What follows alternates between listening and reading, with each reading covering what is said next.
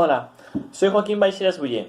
Estoy en mi segundo año estudiando química en la Universidad de Cambridge y en 2018 y 2019 me presenté a las Olimpiadas de Química y acabé obteniendo una medalla de bronce y una de oro. Desde pequeño atendí a las Olimpiadas de Matemáticas y a StarMat. Para mí era una manera de disfrutar de la asignatura y de conocer a gente con mis mismos intereses. En bachillerato mi interés se fue dirigiendo más hacia la química, así que me presenté a la Olimpiada y al final acabé acabando séptimo en la fase nacional. Me lo pasé genial y como me había presentado en primero de bachiller, aún tenía la oportunidad de prepararme más y probar el año siguiente.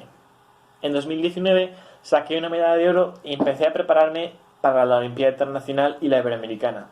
En estas fases hay una prueba práctica y practicar para ella fue una de las mejores cosas de toda la experiencia. Al final la química es una asignatura práctica y aunque puedan haber cuestiones y problemas teóricos divertidos, no son lo mismo que experiencia de verdad. Para mí las fases internacionales de la Olimpiada fueron las mejores, los problemas eran más interesantes y te hacían ver la asignatura un poco diferente.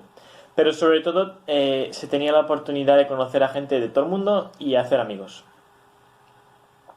De hecho, sigo en contacto con muchos de los amigos que hice durante las Olimpiadas y incluso algunos vamos a la universidad juntos. En la internacional saqué una medalla de plata, así que aún nadie ha conseguido medalla de oro.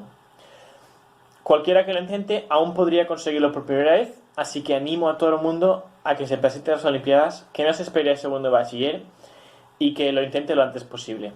Si decidís apuntaros, os deseo mucha suerte y que os divirtáis y un abrazo.